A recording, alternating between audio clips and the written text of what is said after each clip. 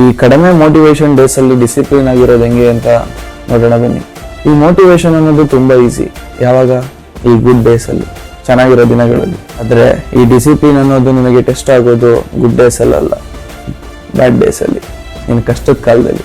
ನಿನಗೆ ಯಾವಾಗ ನಾನೇನೂ ಮಾಡ್ತಾ ಇಲ್ಲ, ನಾನು ಟೈಮ್ ವೇಸ್ಟ್ ಮಾಡ್ತಾ ಇದ್ದೀನಿ, ನಾನೇನೂ ಕಷ್ಟಪಡ್ತಾ ಇಲ್ಲ, ನಾನು ಯಾವ ಕೆಲಸನೂ ಮಾಡ್ತಾ ಇಲ್ಲ ಅಂತ ಅನ್ನಿಸ್ತು, ಆ ಮೂಮೆಂಟ್, ನಿನಗೆ ಅನಿಸಿದ ಮೂಮೆಂಟ್ನ ನೀನು ಯೂಸ್ ಮಾಡಿಕೊಂಡು ಅದನ್ನು ಯುಟಿಲೈಸ್ ಮಾಡಿ ನೀನು ಹೆಂಗೆ ಬಿಲ್ಡ್ ಆಗಬೇಕು, ನೀನು ಹೆಂಗೆ ಸಕ್ಸಸ್ ಆಗಬೇಕು ಅನ್ನೋದನ್ನು ಯೋಚನೆ ಮಾಡೋದಕ್ಕೆ ಸ್ಟಾರ್ಟ್ ಮಾಡು. ಆ ಯೋಚನೆ ನಿನಗಿನ್ನೂ ಬಂದಿಲ್ಲ ಅಂತ ಅಂದರೆ ನೀನು ಇನ್ನೂ ಮೆಚೂರ್ಡ್ ಆಗಿಲ್ಲ ಅಂತ ಅರ್ಥ. ಈ ಲೋ ಮೋಟಿವೇಶನ್ ಡೇಸ್ ಅನ್ನೋದು ನೀನು ಕನೆಕ್ಟ್ ಆಗಿದ್ರು ಅದರಿಂದ ನಿನ್ನ ಸಪ್ರೇಟ್ ಮಾಡಿ ನಿನ್ನ ಇಂಟ್ರೆಸ್ಟ್ನ ಕಡಿಮೆ ಮಾಡ್ತಾ ಬರುತ್ತೆ. ನೀನು ಇನ್ಸ್ಪೈರ್ಡ್ ಆಗಿ ಫೀಲ್ ಮಾಡಬೇಡ, ನೀನು ಶೋ ಅಪ್ ಮಾಡಬೇಕು, ತೋರಿಸ್ಕೊಳ್ಬೇಕು, ನಿನಗೆ ನೀನೇನಂತ ನೀನು ತೋರಿಸ್ಕೊಳ್ಬೇಕು ಅಂತ ತಿಳ್ಕೊ.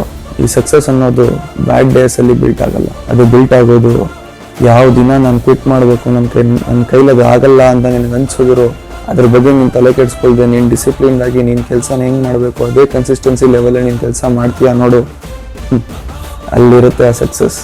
ಯೋಚನೆ ಮಾಡು.